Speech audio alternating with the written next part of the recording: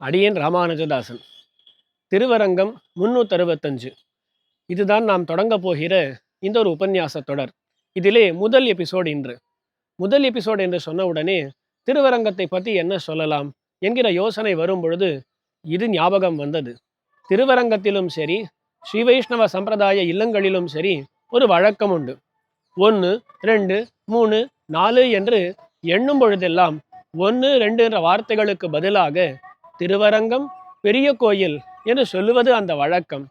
கோயிலிலே சில சமயங்களிலே நம்பெருமாள் உற்சவங்களுக்காக எழுந்தருளும் பொழுது நெல்லளவை கண்டருளுவர்.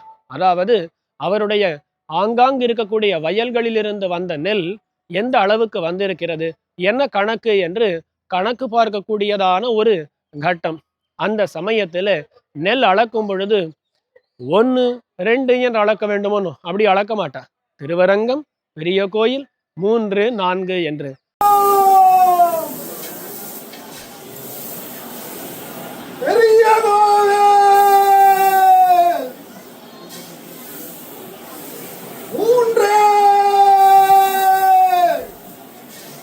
அதே போலத்தான் இல்லங்களிலும் அரிசி அளக்கிறோம், வேற ஏதாவது பருப்பு அளக்கிறோம்னு சொன்னா திருவரங்கம், பெரிய கோயில், 3, 4 என்று அளப்பது வழக்கமாக இருக்கிறது.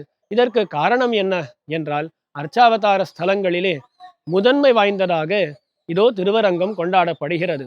ஆத்யம் ரங்கமிதி புரோக்தம் என்று சொல்லுகிறார்கள்.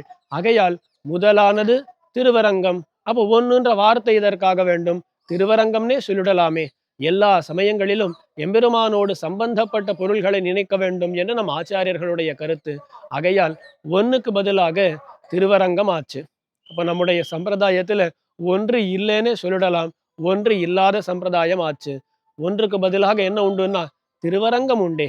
ஆகையால் நாமும் இதற்கு மேல் எப்பொழுது எந்த கணக்கு செய்தாலும் திருவரங்கம், பெரிய கோயில் என்று சொல்லி தொடங்கலாம். அதே போலத்தான் இந்த தொடரையும் நாம் தொடங்குகிறோம். திருவரங்கம், பெரிய கோயில். இன்னைக்கு திருவரங்கமாச்சு, நாளைக்கு பெரிய கோயில் என்னன்றதை நாளைக்கு பார்க்கலாம்.